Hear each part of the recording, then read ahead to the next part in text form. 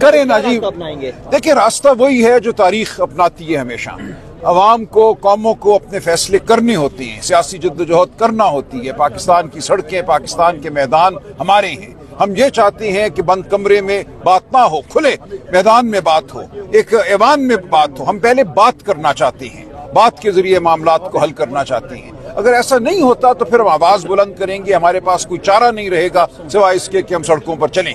لیکن اس سے بہت پہلے یہ معاملہ طے ہو جانا چاہیے, شفافیت کے ساتھ, آئین اور قانون کے مطابق, شرافت کے مطابق. سر بڑے سے بعد ایک کانفرنس ہوئی ہے لیکن کوئی رکاوٹ نہیں بنی. کیا سمجھتے ہیں کہ ایک طرف یہ بھی کہا جا رہا ہے کہ 45 دنوں میں ہمیں کچھ نہیں پتا 45 دنوں کا. ہم بات کرتے رہیں گے. وہ جتنا بھی عرصہ ہوگا فتح حق کی ہوگی. آپ دیکھیں گے حق کو دبایا نہیں جا سکتا. پاکستان کی تاریخ اس کی گواہ ہے. کچھ وقت لگ سکتا ہے لیکن بالآخر جھوٹ جو ہے وہ زمین بوس ہوتا ہے. اب جو خبر چل رہی ہے کہ 60 دن مجھے نہیں پتا, مجھے اس بارے میں کوئی علم نہیں ہے.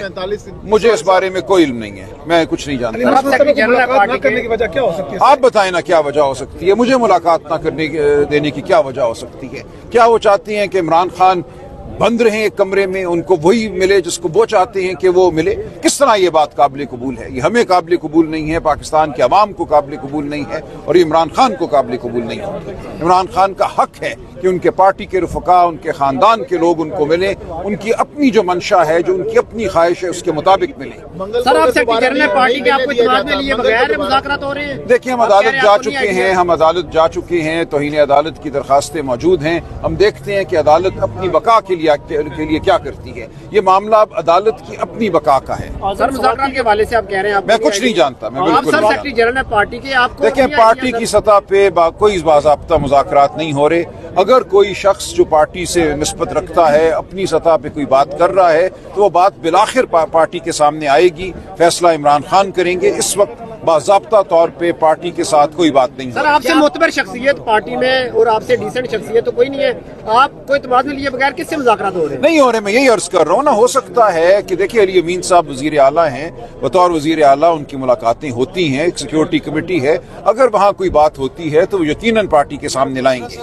سر یہ ہارڈ اسٹیٹ پہ جو وضاحت آئی ہے آپ مطمئن ہیں اس سے؟ کیا وضاحت ہے جی؟ ہارڈ اسٹیٹ کیا ہوتی ہے؟ ہارڈ اسٹیٹ وہ اسٹیٹ ہوتی ہے جہاں قانون پر عملداری ہو, جہاں قانون کو مذاق نہ سمجھا جائے, جہاں الیکشن کو مذاق نہ سمجھا جائے. ایک دفعہ جب آپ الیکشن کو, قانون کو, عدالتوں کو مذاق بنا دیتے ہیں اور عوام سے کہتے ہیں کہ ہمارا حکم چلے گا, تو اسی دن وہ اسٹیٹ جو ہے بالکل وہ پاش ہو جاتی ہے. ریاست رہتی ہی نہیں, پھر صرف جنگل رہ جاتا ہے. منگل کو دوبارہ دھرنا دیں گے اڈیالہ کے بعد؟ دیکھیں دھرنا ہم نے کبھی بھی نہیں دیا. ہم وہاں جاتے ہیں, وہ ہمیں روک لیتے ہیں. جب روکتے ہیں تو ہمارے پاس کوئی چارہ نہیں رہتا سوائے اس کے کہ ہم وہاں کھڑے رہیں یا بیٹھ جائیں. تو کب تک یہ چیز برداشت کرتے رہیں گے آپ؟ دیکھیں یہ اب عدالت پر منحصر ہے, اور پھر ہم دیکھتے ہیں. عدالت نے تو آلریڈی حکم جاری کیا ہوا ہے. عدالت کو پھر بلانا ہوگا, عدالت کو انتظامیہ کو بلانا ہوگا, پنجاب کی چیف سیکرٹری کو بلانا ہوگا, جیل کی انتظامیہ کو بلانا ہوگا, اور بیلف کے ساتھ ہمیں بھیجنا ہوگا. سر کچے کے ڈاکو کا اتنا لمبا ہاتھ ہے کہ وہ اسلام آباد سے بندے اغوا کرتے ہیں اور میرے شہر رحیم خان تک لے جاتے ہیں. دیکھیں کدھر ہے پھر ریاست؟ یہی تو میں کہہ رہا ہوں. ہارڈ اسٹیٹ کا دعویٰ کرنے والے بتائیں نا کہ ملک میں تو اب ریاست نظر ہی نہیں آ رہی. ہر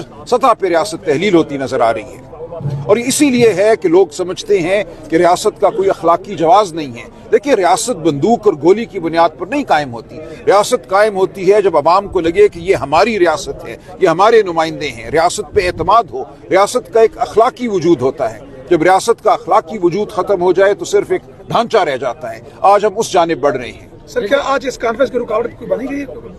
بالکل بنی گئی. آپ نے عمر ایوب صاحب کی زبانی سنا ہوگا, آپ مزید تفصیلات علامہ ناصر سے لے سکتے ہیں. دیکھیں یہ ایک کنونشن تھی, یہ کوئی باقاعدہ جلسہ نہیں تھا, سیاسی جلسہ نہیں تھا, ایک کنونشن تھی. اس پہ بھی جو مجھے اطلاع آ رہی ہے بہت خفگی کا اظہار کیا گیا, اس کو روکنے کی کوشش کی گئی, لیکن بہرحال یہ ہو گئی.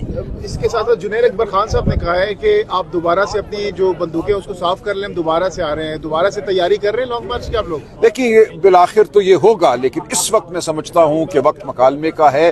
ہوش کے ناخن لینے چاہیے طالع آزماؤں کو. وہ جو اقتدار پر غاصب ہیں, جنہوں نے قبضہ کیا ہوا ہے, انہیں گفتگو کرنی چاہیے. یہ تمام باتیں ممکنات میں شامل ہیں. اگر گفتگو نہیں ہوگی تو پھر کیا چارہ رہ جائے گا؟ سر بلوچستان بھی گئے, اختر مینگل صاحب دھرنا اٹھا کے چلے گئے خالی ہاتھ, کیا کہتے ہیں, کیا میسج دیا گیا ہے؟ دیکھیں کوئی خالی ہاتھ نہیں جاتا.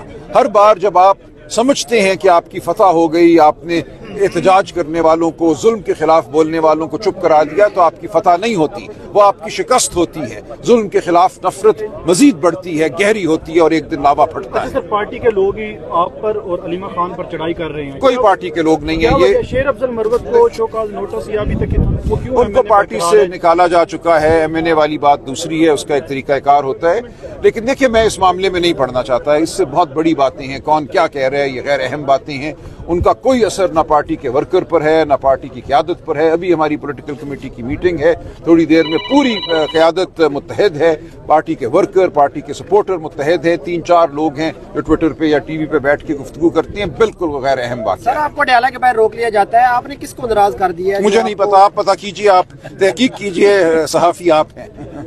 कोई ऐसे अल्फाज आपने किसी नहीं, मैंने, आप बताइए, जो मैं कहता हूँ आपके सामने है। मैं कुछ छुप के तो बात नहीं करता ना, मेरी तमाम गुफ्तगू आपके सामने है। इख्तियार किसके पास है सर अंदर भेजने का, पटियाला जेल के अंदर? देखिए, कानूनन तो इख्तियार सुपरिटेंडेंट जेल के पास है या जेल की जो इंतजामिया है, IG जेल होती है, लेकिन हकीकतन इख्तियार उनके पास नहीं है। Thank you sir. बहुत शुक्रिया। जी, इस वक्त आप देख रहे हैं कॉन्फ्रेंस हुई है यहाँ पर इस्तेहकाम पाकिस्तान कॉन्फ्रेंस, और उमर अयूब साहब भी यहाँ पर मौजूद हैं। और आप देख रहे हैं कि एक बड़ी कॉन्फ्रेंस थी और पहली बार हुआ कि छापा नहीं पड़ा कॉन्फ्रेंस पे, क्योंकि ये जिस जगह पर हुई वो एक बहुत एक बड़ी जो दरसगाह है उसके साथ ये कॉन्फ्रेंस हुई, जिस वजह से चूँकि यहाँ पे कारकुनान जो मजलिस वहदतुल मुस्लिमीन के वो यहाँ पर मौजूद थे, तो इस वजह से यहाँ पर कोई छापा नहीं पड़ सका। ये आप देख सकते हैं, जिस वक्त सलमान राजा साहब, साहबजादा अहमद रज़ा साहब, शौकत बसरा साहब इस वक्त यहाँ पर मौजूद हैं। और आप देख सकते हैं जी कि पहली बार नहीं पता, आप पता कीजिए, आप तहकीक कीजिए, सहाफ़ी आप हैं। कोई ऐसे अल्फाज आपने किसी नहीं, मैंने, आप बताइए, जो मैं कहता हूँ आपके सामने है। मैं कुछ छुप के तो बात नहीं करता ना, मेरी तमाम गुफ्तगू आपके सामने है। इख्तियार किसके पास है सर अंदर भेजने का, पटियाला जेल के अंदर? देखिए, कानूनन तो इख्तियार सुपरिटेंडेंट जेल के पास है या जेल की जो इंतजामिया है, IG जेल होती है, लेकिन हकीकतन इख्तियार उनके पास नहीं है। Thank you sir. बहुत शुक्रिया। जी, इस वक्त आप देख रहे हैं कॉन्फ्रेंस हुई है यहाँ पर इस्तेहकाम पाकिस्तान कॉन्फ्रेंस, और उमर अयूब साहब भी यहाँ पर मौजूद हैं। और